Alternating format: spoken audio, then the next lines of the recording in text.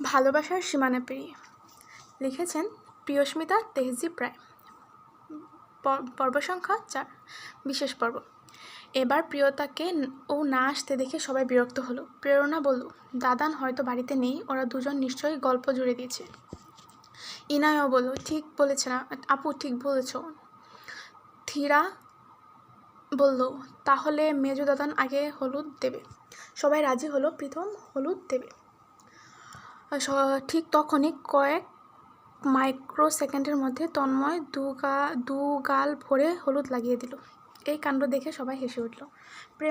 প্রেম চিৎকার দিয়ে বলল, তোমাদের ছোট খোকা চ্যাম্পিয়ন প্রথম হলুদ দিল। এক এক করে সবাই হলুদের আনন্দে মেতে উঠল, কিন্তু ইনায়ার মনে কেমন সন্দেহ হলো। প্রিয়তা এমনি হাওয়ার উড়ে যাওয়ার মেয়ে নয়। সে ছাদ থেকে নেমে পুরো বাড়ি, পুরো এক ঘর খুঁজল। পরিণীতা আর প্রিয়তাকে কোথাও না পেয়ে শেষে রক্তপদ্ম পুকুরে গেল। সেই জায়গায় খুব সুন্দর করে লাইটিং করা, কিন্তু আশেপাশে কেউ নেই। হঠাৎ করে কেউ তার কোমর চেপে ধরে পাশের গাছের সাথে ঠেসে দিল। পিটপিট করে চোখ খুলে দেখলো তার প্রিয় পুরুষ দু হাতে চেপে ধরে চোখের দিকে তাকিয়ে আছে। ইনায়া দেখলো সেই সমুদ্র নীল চোখ, যেমন চোখ প্রিয়তার। ইনায়া চোখ মেরে বলল, কি ব্যাপার প্যারেলাল? আমার কথা আপনার যে মনেই পড়ছে না? আমি ভাবলাম বিয়েবাড়ির সুন্দরীদের ভিড়ে আমি আপনার চোখেই পড়ছি না। এতক্ষণে প্রীতম বাঁকা হাসল। সে তো স্টেজেই এই মেয়েকে দেখে থমকে গিয়েছিল, কিন্তু দুষ্ট হেসে ইনায়ের গালে নাক ঘষে দিয়ে বলল, ঠিকই বলেছ। জানো, একটা মেয়েকে দেখেছি, তাকে দেখেই যেন ফিদা হয়ে গেছি। ইনায়া এই কথা শুনি রাগে টমেটোর মতো লাল হয়ে গেল। রাগে প্রিয়তম এর বাহুতে জোরে জোরে কয়েকটা কামড় বসালো।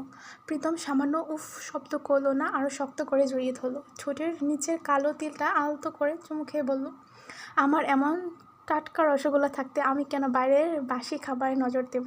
ভ্রু উঁচিয়ে বলল প্রীতম। মুহূর্তে রাগ উড়ে গেল তার। গোলুমলু মেয়েটার লজ্জায় লাল হয়ে গেল। প্রীতম বলল, এই রসগোল্লা আমার সামনে লাল হওয়ার বারণ, না হয় এক্ষুনি খেয়ে ফেলবো, আই সোয়ার। এই কথা শুনে ইনায়া প্রীতমের বুকের সাথে আরও একটু লেপড়ে রইল। প্রীতম গভীর চোখে তাকিয়ে টুপ করে গালে একটা চুমু দিল। এই হালকা গোল গোল মেয়েটাকে তার রসগোল্লা লাগে।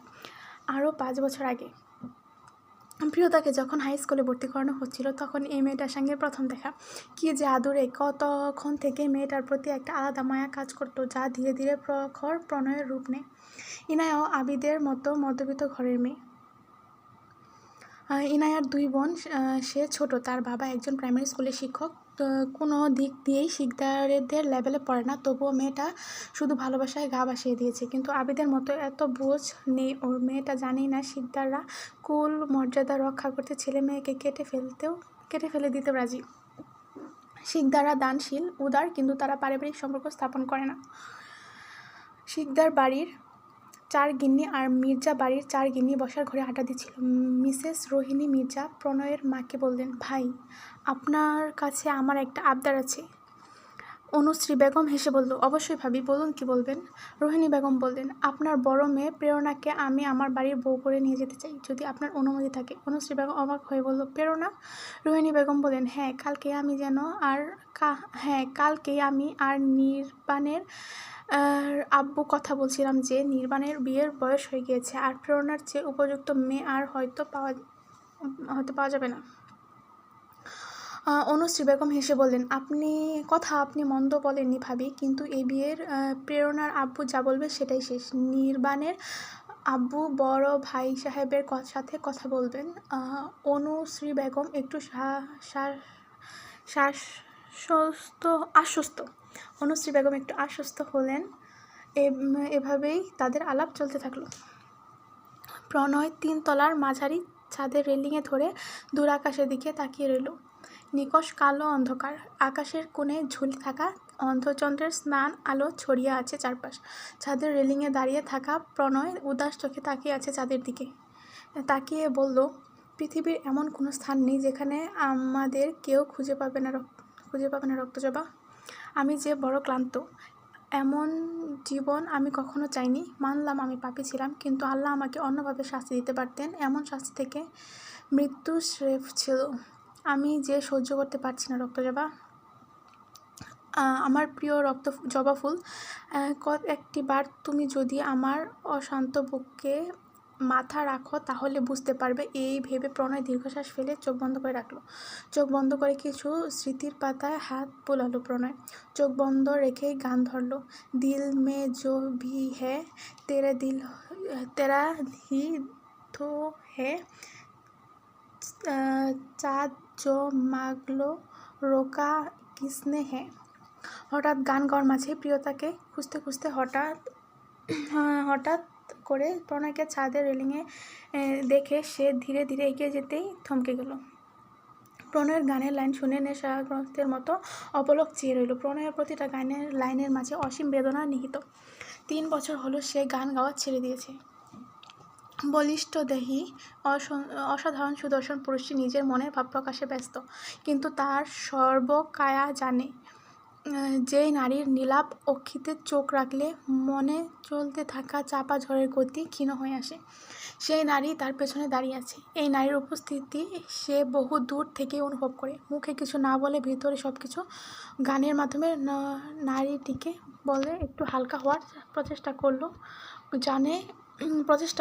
জানে সে একা বোকা পাখি, কিছুই বুঝবে না বোঝাই ভালো, কিন্তু মানুষের মন তো সান্ত্বনা খোঁজে। 3 বছর পর এমন দৃশ্য দেখে প্রিয়তার নীলাপ চোখের অক্ষি কোটরে ভরে উঠল। সে চলে যেতে নিল, কিন্তু প্রণয় সামনে চোখ রেখেই হাত ধরে নিল। এই অনাকাঙ্ক্ষিত স্পর্শে প্রিয়তার গায়ের লোম খাড়া হয়ে গেল, রক্ত চলাচল গতি বেড়ে গেল। প্রণয় ফিরল প্রিয়তার দিকে, প্রিয়তাকে নিজের দিকে ঘুরিয়ে নীল সমুদ্রের মতো চোখের নিজের গাঢ় বাদামি চোখ রাখল। সেই দৃষ্টি দেখে প্রিয়তা নিঃশ্বাস বন্ধ হয়ে আসলো। প্রণয় দেখল ওই নীল চোখের গভীরতা খুব কম। প্রণয়ের কাছে চোখ দুটি খোলা বইয়ের মতো। কয়েক সেকেন্ড তাকিয়ে থাকলে সে সব কিছু বুঝতে পারে যথারীতি। সব বুঝেও গেল সে। এক টুকরো শুকনো হাসি ফুটে উঠল, যা মুখের ভাবে বোঝা যায়নি। নিজের বলিষ্ঠ হাত দুটি পান পাতার মতো সুন্দর মুখের নরম তুলতুলে গাল থেকে সযত্নে চোখের পানি মুছে দিল। কোনো প্রশ্ন ছাড়াই মুছার সাথে সাথে তার সাগরের ঢেউয়ের ন্যায় চোখ দিয়ে আবার নতুন উদ্যম ভরে উপচে পড়ছে। কথায় আছে না, মন যার কাছে প্রশ্রয় পেতে চায় তার কাছে একটু প্রশ্রয় পেলেই বেহায়া হয়ে ওঠে। কিন্তু প্রিয়তাকে তো শক্ত হতে হবে। এই সুখী লোকের কাছে সে কিছুতেই বুঝতে দেবে না। ফিরে দৌড় দিতে চাইলে শাড়ির কুচি বেঁধে পরে নিতেই প্রণয় আবার এক ঝটকায় ধরে ফেলল। প্রণয় না ধরলে মুখ থুবড়ে পড়তো সে নিশ্চিত। হাত ধরে সোজা করার জন্য টান দিতে প্রিয়তা প্রণয়ের বুকে ছিটকে পড়ল। হঠাৎ কাঙ্ক্ষিত নারীর অনাকাঙ্ক্ষিত ছোঁয়ায় প্রণয়ের বুকের ভেতরটা কেঁপে উঠল। প্রিয়তা জমে গিয়েছে। অবাধ্য অশ্রুধারা আরও বেশি উপচে পড়তে লাগলো। প্রাণটা কেমন ছটফট করতে লাগলো। প্রিয়তার অতি পরিচিত পুরুষের গা থেকে ছুটে আসা অতি পরিচিত ঘ্রাণ নাসারন্ধ্রে প্রবেশ করতেই যেন মাথা ঝিমঝিম করে উঠল। নিঃশব্দে শুষে নিতে থাকলো সেই অতি প্রিয় গন্ধ যা মাদকের মতো টানে।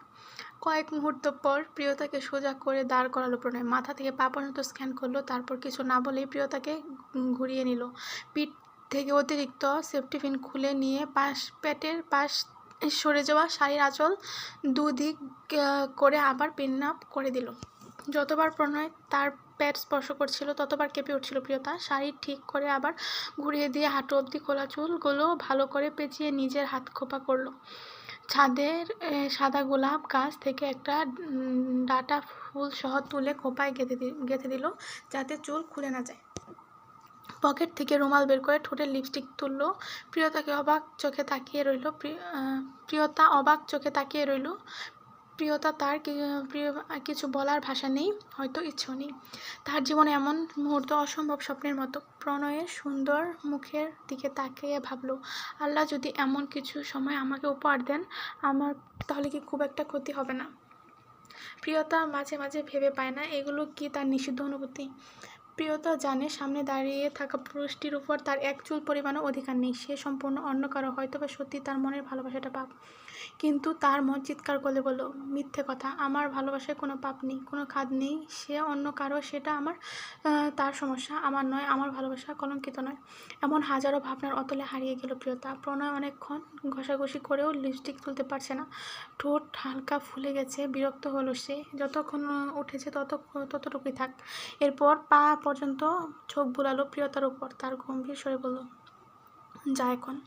প্রিয়তা আর এক মুহূর্ত না থেকে সোজা চলে গেল নিজের ঘরে। প্রণয় সেখানে দাঁড়িয়ে নিজের পাঞ্জাবির গন্ধ নিল। সেখানে থাকা একটু সুমিষ্ট মেয়েলি পরিচিত গন্ধ নাকে আসতেই, এটা শুধু নাকে আসছে, শুধু এটা গন্ধ নয়, এটা তার জন্য ড্রাগ।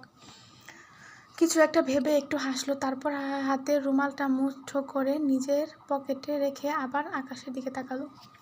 ইচ্ছামতি নদীর তীরের বালিতে খালি পায়ে হাতে হাত রেখে হেঁটে চলছে একজোড়া কপোতকপোতি।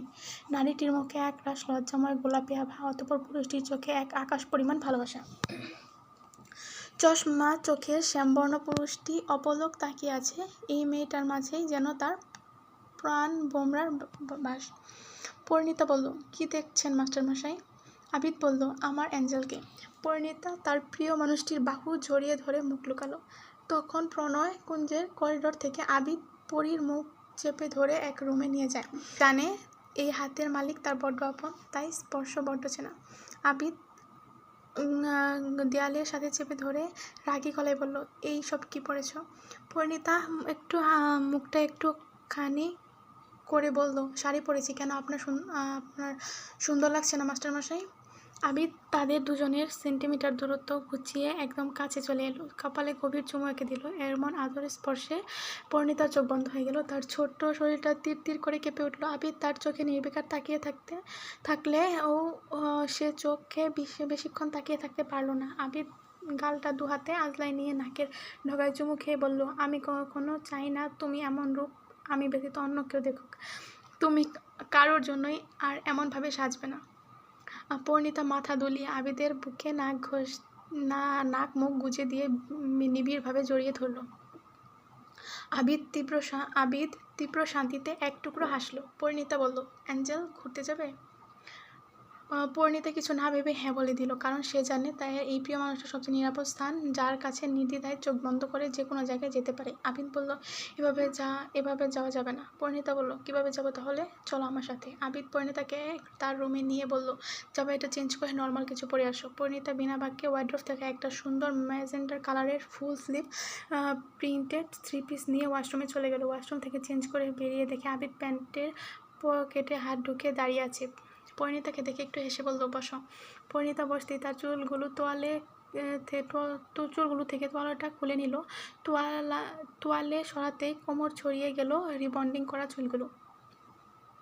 আবিদ নিজের হাতে চুলগুলো একটু বেনুনি করে দিল, যদিও ওটা তেমন ভালো হয়নি, তবে এটা পরিণীতার কাছে সবচেয়ে সুন্দর বেনুনি।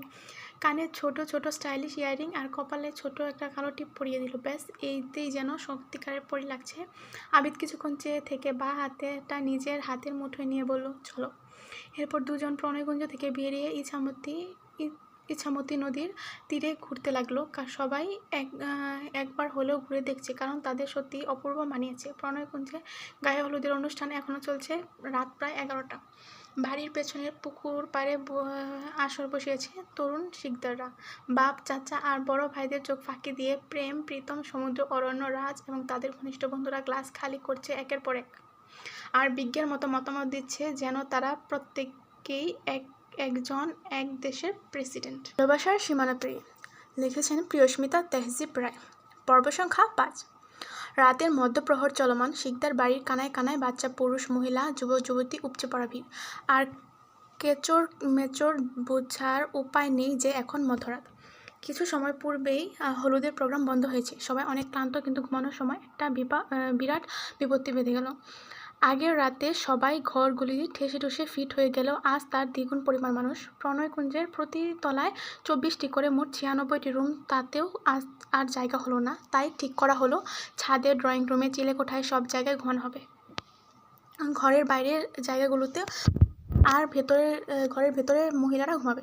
কিন্তু যত যাই হোক, প্রতি নির্দিষ্ট রুমে কোনো অতিথির অনুমতি ছাড়া প্রবেশ করতে পারবে না, যারা বাড়ির কর্তা ও প্রণয় শিকদারের ঘর। যথা বাড়ির চার কর্তা ও প্রণয় শিকদারের ঘর। পরিণীতা, প্রিয়তা, পূর্ণতা, ইনায়া, চিত্রা, মিষ্টি, প্রেরণা, প্রিয়স্মিতার রুমে চলে এসেছে যাতে তারা একটু স্বস্তি করে থাকতে পারে। তারা আবার এত মহিলার সঙ্গেও থাকতে পারবে না। সব মেয়েরা মিলে প্রিয়তার ঘরে দরজা বন্ধ করে দিল। আজকে তারা রাত জেগে গল্প করবে। কোথায় আছে মেয়েদের গল্পের শেষ? আর মেয়েগুলো যদি সমবয়সী হয় তাহলে তো কথাই নেই। প্রায় 1 ঘন্টা আগে প্রণয় খবর পেয়ে পুকুর পাড়ে গিয়েছিল। সেখানে গিয়ে দেখে তার গুণধর ভাইরা একে অপরের উপর চিৎপটাং হয়ে পড়ে আছে আর বিড়বিড় করছে। দৃশ্যটা দেখে প্রণয় বিরক্তিতে বলল, চাচা পুকুর থেকে পানি তুলে এদের চোখে মুখে ছেঁকা দিন। রহমান চাচাও তাই করলো, কিন্তু এতে তাদের নেশা কমলো না, বরং উল্টো। অরণ্য প্রণয় এর মাঝে কুহুকে দেখেছে। কি সাংঘাতিক ব্যাপার! সে কোনো রকম টলতে টলতে প্রণয়ের সামনে এসে দাঁড়ালো। প্রণয় শীতল দৃষ্টিতে চেয়ে আছে, কোনো কথা বলছে না। যারা স্বাভাবিক অবস্থায় তাদের বড় দাদানের সামনে মেপে মেপে কথা বলে, নেশার ঘোরে তারা তাদের নিজেদের প্রেমিকা লাগছে। অরণ্য ও প্রণয়ের গায়ে হাত দিয়ে বলল, চিত্রা, তুমি এত শক্ত, লম্বা আর মোটা কেমন করে হলে? বলে গায়ে হাত দিতেই অনুভব করলো হাতে খোঁচা লাগছে। এটা দেখে অরণ্য কাঁদো কাঁদো হয়ে বলল, তোমার ওপর কি বেটা ভূত ভর করেছে? প্রণয় এই মাতলামি আর সহ্য করতে না পেরে বাঘের মতো গর্জন ধরে ধমক দিল। চুপ! ধমক খেয়ে সবাই কেঁপে উঠল। একেবারে ভাদ্র বাচ্চার মতো শান্ত হয়ে দাঁড়িয়ে রইল। তাদের 30% নেশা কেটে গেছে। প্রণয় রহমান চাচাকে বলল, চাচা, এদেরকে লেবু পানি খাওয়ান, নেশা না ছাড়া পর্যন্ত থামবেন না। বলে সে চলে গেল। রহমান চাচা এতক্ষণ ভয়ে কাঁপছিল। ধমক শুনে লাফিয়ে উঠছিলেন। এই পুরো ঘটনা 3 তলায় প্রিয়তার রুমের ব্যালকনি থেকে মেয়েরা দেখছিল। তারা হাসতে হাসতে একজন আরেকজনের উপর গড়িয়ে পড়ছিল। চিত্রা বলল, সেই ভয় পেয়েছে। এই কথা শুনে মেয়েরা আবার ঘর কাঁপিয়ে হেসে উঠল। চৈত্র মাসের ভ্যাপসা গরমে প্রাণীকুল অতিষ্ঠ হয়ে উঠছে। যদিও প্রণয় কুঞ্জের ভেতরে তাপমাত্রা নিয়ন্ত্রণের সম্পূর্ণ ব্যবস্থা আছে, তবুও প্রাকৃতিক বিশুদ্ধ বাতাসের কাছে এই কৃত্রিম বাতাস কিছুই না। তাই মেয়েরা প্রিয়তার বেলকনিতে মাদুর বিছিয়ে গোল হয়ে বসলো। ইনায়া পরিণীতার গায়ে হেলান দিয়ে বসে বলল, পেয়ারে লাল, হায় মেরে পেয়ারে লাল। সবাই চোখ ছোট ছোট করে ওর দিকে তাকিয়ে আছে। ইনায়া ডোন্ট কেয়ার ভাব নিয়ে বলল, কি দেখছো বেবিরা? সবাই ইনায়াকে চেপে ধরলো ওর পেয়ারে লালের নাম জানার জন্য।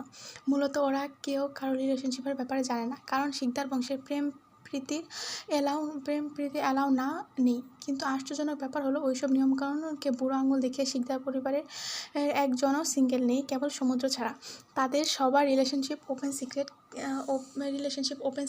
কেউ কারো রিলেশনশিপ নিয়ে ডিসকাস করে না। তাদের সম্পর্কের ব্যাপারে শুধু তাদের বেস্ট ফ্রেন্ডরা জানে। প্রিয়তা মিটিমিটি করে হাসছে। সবাই হতাশ হয়ে বলল, তোর পেয়ারে লালকে কি আমরা নিয়ে যাব? এভাবেই তাদের গল্প আসর জমে উঠল। একইভাবে গল্প আর আড্ডা চলতে থাকলো। রাতের আধার সরে দিনের আলো এসে ধরণীতে আলোকিত করলো। পাখির সুমিষ্ট কলতানে মুখর চারিপাশ। আজকের দিনটি বিশেষ। পৃথার বিয়ে। প্রণয়কুঞ্জ সরগরম।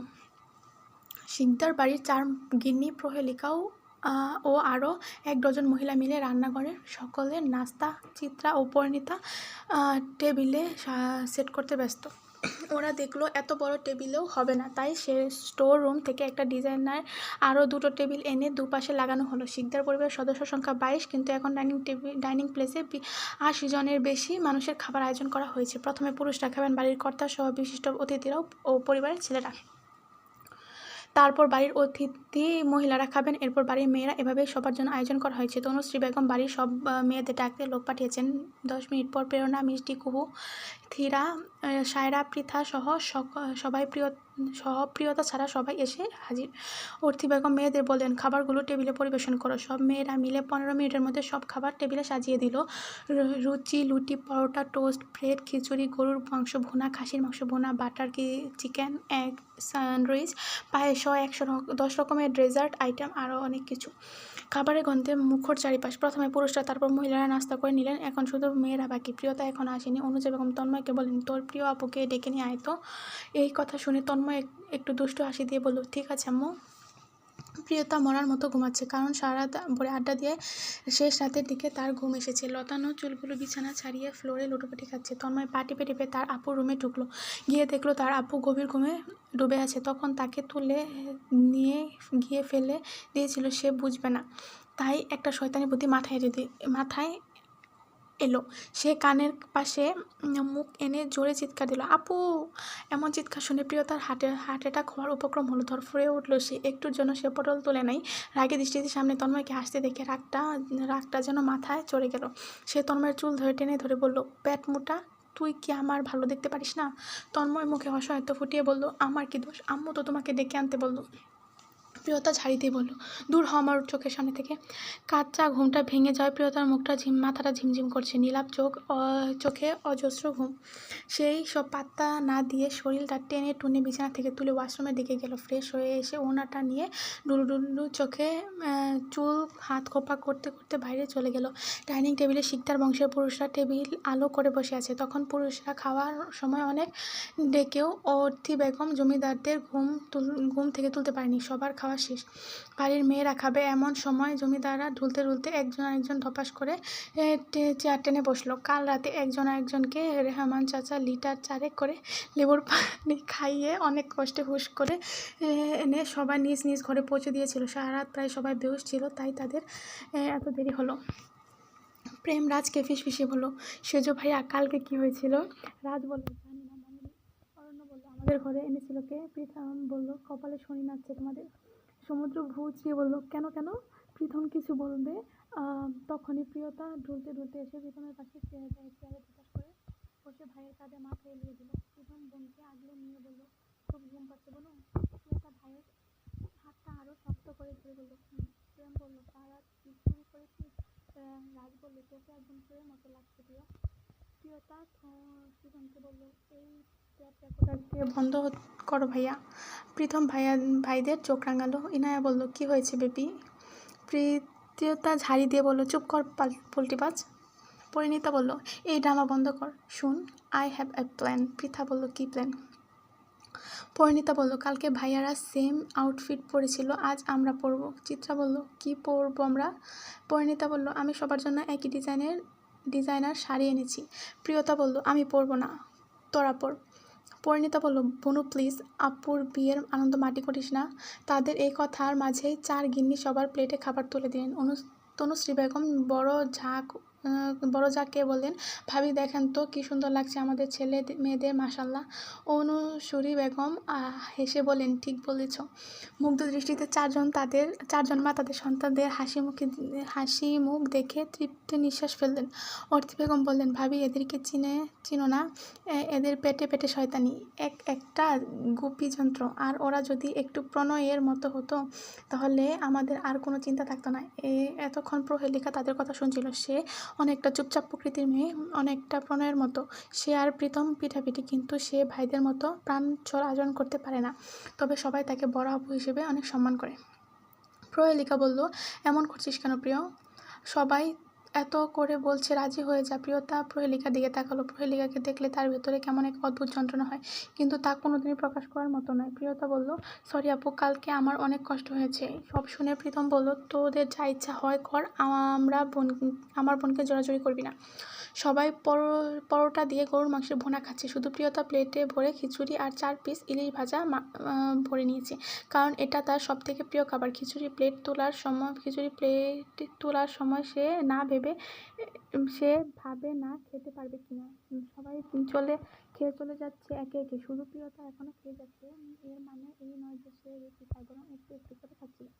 তখন থিরা দৌড়ে এসে বলল, বড় আপু, ফুপিরা এসে গেছে। থিরার কথা শুনে প্রিয়তা লাফিয়ে উঠল। আধ খাওয়া প্লেট ফেলে রেখে হাত ধুয়ে ছুটল ফুপির কাছে। সে চলে যেতে কেউ এসে তার খিচুড়ির প্লেটটা সরিয়ে ফেলল। প্রিয়তা দৌড়ে এসে মেহজাবিন চৌধুরীকে জড়িয়ে ধরল। মেহজাবিন চৌধুরী সাদমান শিকদার ও খলিল শিকদারের ছোট 4 ভাইয়ের একমাত্র বোনদের মধ্যে একমাত্র বোন।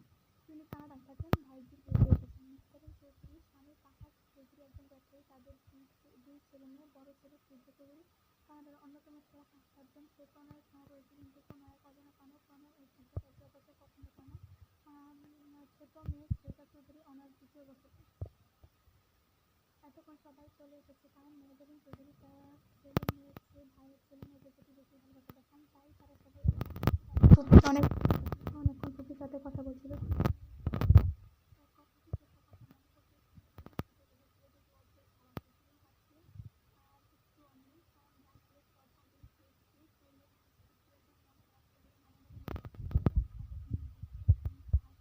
ভালো হবে না। সব রেখে খিচুড়ির দিকে নিজের ঘরে কেউ একজন অনেক তৃপ্তি নিয়ে পুরো প্লেট খালি করে হাত ধুয়ে বাইরে আজকের চেয়ে আজকের ব্যস্ততা আরও বেশি। মাগরিবের নামাজের পর গরমে উত্তাপ ছড়ানো শুরু। প্রণয় ঘুরে ঘুরে সব কিছুর তদারকি করছে। গরমের তোপে ছেলেটা লাল হয়ে গেছে, পরনের সাদা শার্টটা লেপ্টে আছে গায়ের সঙ্গে। হঠাৎ অনুভব করলো তার প্রণয় শান্তভাবে পিছিয়ে ফিরল। কাউকে দেখে ওর ঠোঁট একটু হাসি ফুটলো। ছেলেটা প্রণয়কে জড়িয়ে ধরে বলল, কি ভাই, তুই তো বন্ধুকে ভুলে গিয়েছিস? সে মুচকি হেসে বলল, তাই বলে আমি তো আর ভুলে যেতে পারি না। মুখটা দুঃখী দুঃখী করলো ছেলেটা। প্রণয় ভ্রু কুঁচকে বলল, ড্রামাবাজ। আবার হাঁটা দিল। সঙ্গে সঙ্গে ছেলেটা হেঁটে গিয়ে বলল, ভাই তুই রাগ করছিস? জানিস তো ফ্লাইট মিস করে ফেলেছিলাম। প্রণয় কিছু বলল না। ছেলেটা সাকওয়াত প্রণয়ের শৈশবের সবচেয়ে কাছের বন্ধু। স্কুল, কলেজ, ভার্সিটিতে বন্ধু বান্ধব পাতানো পছন্দ করতো না প্রণয়, কিন্তু এই ছেলেটা ছোটো থেকেই ওর সব অভ্যাস মুখস্থ করে নিয়েছে। সবাই যখন প্রণয়ের সাথে ভাব জমাতে চাইতো সে পাত্তা দিত না, কিন্তু এই ছেলেটাকে না বললেও সে বুঝে যেত। তাই তো সে প্রণয়ের কাছে সব থেকে কাছের মানুষ। ছেলেটা প্রণয়ের কাছে ওর ভাইদের থেকেও বেশি আপন। সাকওয়াত বর্তমানে ইউকেতে থাকে। সে একজন সায়েন্টিস্ট, কিন্তু এই কথা প্রণয় আর তার পরিবার ছাড়া কেউ জানে না। সবাই জানে তার বাবার বিজনেস সামলায়, আসলেই বিজনেস সামলায়। দুই বন্ধু কথা বলতে বলতে বাড়ির ভেতর যাচ্ছিল, তখনই সাদাফ কিছু একটা দেখে থেমে গেল। প্রণয়কে বলল, ভাই তুই যা, আমি আসছি। প্রণয় একটু ভ্রু কুঁচকালো, তাড়াতাড়ি আয়। প্রণয় ঘরে যাওয়ার উদ্দেশ্যে তিনতলার পা রাখতেই কারোর সাথে দেখা হয়ে গেল। দেখা হতেই দুজনের হাত মুষ্টিবদ্ধ করে ফেলল। শুদ্ধ দাঁত কামড়ে হেসে বলল, কেমন আছিস প্রণয়? প্রণয়ের চোখে সাদা অংশ লাল হইতে লাগলো, রাগে কপালের রগগুলো ফুলে উঠেছে। এই অবস্থা দেখে শুদ্ধ আবারও হেসে বলল, জানো প্রণয়, তোমার এই অবস্থা দেখে বড় মায়া হয় আমার। প্রণয় দাঁতে দাঁত চেপে বলল, আমি আজকে কোনো ঝামেলা চাই না। তাই বলে এটা ভাবিস না যে ঝামেলা হবে না। নিজের চোখ সামনে রাখবি, না হলে আমার আসল রূপ দেখবি, যা তোকে কখনো দেখাতে চাই না। বলে প্রণয় চলে গেল। শুদ্ধ আবারও হাসলো, মনে মনে বলল, উপর থেকে দেখে বোঝা না গেলেও ও এখনও ছাই এর নিচে যা আগুন আছে তা দাবানল লাগিয়ে সব কিছু জ্বালিয়ে দেওয়ার ক্ষমতা রাখে। তারপর সে কারো ফোন করলো, একটুখানি আমার সাথে দেখা করো। ওপাশ থেকে কিছু কি বললো শোনা গেল না, শুধু বলল, কোথায় আসতে হবে? টেক্সট করে বলে দিচ্ছি। ফোন রেখে একটু বাঁকা আসলো। পুকুর পাড়ে বসে আছে পূর্ণতা। রাজ তার পাশে বসতে বসতে বলল, এখানে বসে কার সর্বনাশ করার মতলব করছেন ম্যাডাম? পূর্ণতা বিরক্ত হয়ে কিছু বলল না। রাজ আবার বলল, এমনিতেই তো তোমার যা চেহারা, তাতে বেচারা চেহারা দেখেই পটল তুলবে। পূর্ণতা এবার দাঁত কিরমির করে বলল, আমি যদি আপনাকে এখান থেকে ধাক্কা দিই আপনি পটল তুলবেন? রাজ ভাব নিয়ে বলল, তুমি যদি হাত ধরে রাখো আমি পটল তুলতেও রাজি আছি। পূর্ণতা নরম সুরে বলল, এখানে থেকে বিদায় হন, আপনার সাথে মুড খারাপ করার কোনো ইচ্ছে নেই আমার। রাজ চোখ ছোট ছোট করে বলল, ঠিক আছে, বলে চলে গেল। পূর্ণতার মন খারাপ হলো। সাদাফ একটা পিলারের সাথে হেলান দিয়ে দাঁড়িয়ে মন দিয়ে সামনের দৃশ্য দেখছি। পরিণীতা নিয়ন পিঙ্ক রঙের লং গাউন পরে আছে, ফর্সা গায়ের উপর গোলাপি আভাটা ঝিলিক দিচ্ছে। কোমর অবধি রিবন্ডিং করা চুলগুলো হাওয়ায় দোল খাচ্ছে। পরিণীতা গোলাপ গাছ থেকে একটা ফুল ছিঁড়তে হাত বাড়াতে পিছন থেকে একটা ভারী কৌশলী কণ্ঠ ভেসে আসলো, ফুলপরি।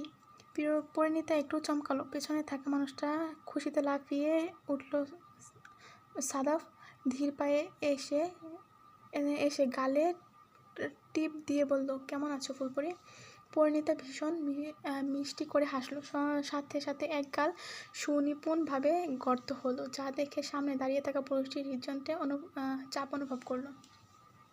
সাদাফ গাছ থেকে একটা ফুল ছিঁড়ে সযত্নে তার চুলে গেঁথে দিল। পরিণীতা সামনে থাকা পুরুষটির দিকে চোখ তুলে তাকালো। 5 ফুট 11 ইঞ্চি একজন সুদর্শন পুরুষ, ফর্সা গালে খোঁচা খোঁচা দাড়ি, যা তাকে ভীষণ মানিয়েছে। সাদাফ বলল, তোমাকে অনেক সুন্দর লাগছে ফুলপরি। পরিণীতা আবারও হাসলো, আর সামনের পুরুষটি অনিমেষ মুগ্ধ দৃষ্টিতে চেয়ে রইল। তার কাছে মনে হলো পৃথিবীর সবচেয়ে সুন্দর দৃশ্য হয়তো এটাই। এসব ঘটনা কিছু দূর থেকে একজন দেখলো, তারপরে যেটা মুচড়ে উঠলো। সে কিছু না বলে নিঃশব্দে ধীর পায়ে স্থান ত্যাগ করলো। দুপুর 12টা। আজ পহেলা ফাল্গুন। রায়পুরের সাধারণ মানুষ বিয়ের দাওয়াত খেতে শিকদার বাড়িতে ভিড় জমিয়েছে। আজ পহেলা ফাল্গুন। সাদমান শিকদার গোটা রায়পুর মানুষকে মধ্যাহ্নভোজের দাওয়াত দিয়েছে। শিকদারেদের অতিথিপরায়ণ রীতি অনুযায়ী শিকদার বাড়ির কোনো অনুষ্ঠানে কাজের লোক অতিথিদের খাবার পরিবেশন করে না, সেই দায়িত্ব শিকদাররা নিজে পালন করে। শিকদার বাড়ির পাশের মাঠে বিশাল প্যান্ডেল বানানো হয়েছে সবাইকে খাওয়ানোর জন্য। প্রণয়, প্রীতম, প্রেম, রাজ, সমুদ্র, অরণ্য, সাদাব, শুদ্ধ সবাই মিলে খাবার পরিবেশন করছে। প্রথমে পুরুষেরা, তারপর মহিলারা খাবে। এই গরমে সবার বেহাল অবস্থা, কিন্তু দম ফেলার ফুসরত নেই। প্রিয়তা গোসল সেরে একটা পাকিস্তানি ফুল স্লিভ হালকা গোলাপি রঙের 3 পিস পরে নিল। গলায় আর হাতে পানির দানাগুলো মুক্তোর মতো চকচক করছে। প্রিয়তার লম্বা চুলগুলো শুকাতে ভীষণ কষ্ট হচ্ছিল। হেয়ার ড্রায়ার দিয়ে শুকাতে হঠাৎ কিছু একটা মনে পড়লো তার। প্রিয়তার বড় আব্বুকে কোনো এক মন্ত্রীর বিয়েতে বিশেষভাবে পরিবারের সবাইকে নিয়ে দাওয়াত দেওয়া হয়েছিল। আব্বু আম্মুরা সেদিন দাওয়াতে গিয়েছিল। বাড়িতে সেদিন তেমন কেউ ছিল না। ভাইয়া আপুরা স্কুল কলেজে।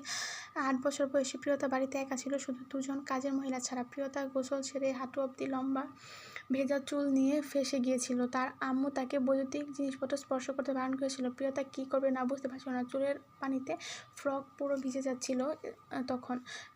তখন প্রণয় ভার্সিটি থেকে ফিরে, তখনও গরমকাল, প্রচণ্ড গরম। প্রণয় বাসায় ফিরে নিজের ঘরের দিকে যাচ্ছিল, কিন্তু কিছু একটা ভেবে প্রিয়তার ঘরে উকি দিল। সামনের দৃশ্য দেখে সে একটু অবাক হলো। হাঁটু অবধি ঘন চুল থেকে চুয়ে চুয়ে পানি পড়ছে বিছানায়। তখন বিছানা ভিজে খারাপ অবস্থা। প্রিয়তা তোয়ালে চেপে ধরে আছে চুলে। প্রণয় একটু হেসে প্রিয়তাকে ডাক দিল, রক্তজবা। প্রিয়তা তড়িৎ গতিতে পিছন ফিরে তাকালো। প্রণয়কে দেখে মুখ উজ্জ্বল হয়ে উঠল। দৌড়ে এসে প্রণয়ের বুকে ঝাঁপিয়ে পড়ল। তোয়ালেটা খুলে মাটিতে পড়ে গেল। প্রিয়তা ভেজা চুল প্রণয়ের সফেদ রঙা শার্টটা ভিজিয়ে দিল। মিনিট 5 পর প্রণয় প্রিয়তাকে নিজের থেকে ছাড়িয়ে ড্রেসিং টেবিলের সামনে বসিয়ে হেয়ার ড্রায়ার দিয়ে আস্তে আস্তে করে চুল পার্ট করে দিয়ে শুকিয়ে দিতে লাগলো আলতো হাতে। প্রায় 45 মিনিট পর অন্ত যত্নে চুল শুকিয়ে দিয়ে বলল, যাও জামাটা পাল্টে আসো। প্রিয়তা খুশিতে নীলাভ চোখ দুটি চিকচিক করে উঠল। সে ওয়াশরুম থেকে বেরিয়েতেই প্রণয়ের চোখ স্থির হয়ে গেল। রেড ভেলভেট কালার একটা লং ফ্রক পরে বেরিয়ে এসেছে এক চটপটে লাল পরি। দুধ আলতা রঙা মুখে শিশুসুলভ আভা, জলজলে নীল সমুদ্রের মতো চোখ। প্রিয়তাকে প্রণয়ের কাছে ডাকলো। প্রিয়তা গিয়ে প্রণয়ের পাশে বসলো। প্রণয় লম্বা চুলগুলো উপরে তুলে একটা সুন্দর জুটি বেঁধে দিল। প্রিয়তার গালে চুমু দিয়ে বলল, প্রিন্সেস। তার স্বরে চিৎকারে প্রিয়তার ধরফরিয়ে উঠল। পিছনে তাকিয়ে দেখলো মেয়েরা রাগি মুখ করে দাঁড়িয়ে আছে। প্রিয়তা বিরক্ত হয়ে বলল, কি হয়েছে? পরিণীতা বলল, কখন থেকে দেখে চলেছে তোকে, তুই এখন রেডি হোসনি, ফুপ্পি তোকে খুঁজছে। প্রিয়তা তাড়াতাড়ি করে একটা ফ্রেঞ্চ বেনি করলো, হাতে চুড়ি পরলো, নীল চোখে একটু কাজল দিল, ঠোঁটে পিঙ্ক লিপ গ্লস দিল, তার কপালে একটা ছোট টিপ পরলো। বন্ধুর দিকে তাকাতেই সে ভ্যাবাচাকা খেলো। সবাই হাঁ করে তাকিয়ে আছে তার দিকে। প্রিয়তা বলল, কি হয়েছে গাইস? ইনায়া বলল, প্রিয়, আমি কেন ছেলে হলাম না? প্রিয় লজ্জা পেয়ে গেল। সবাই মিলে নিচে চলে গেল।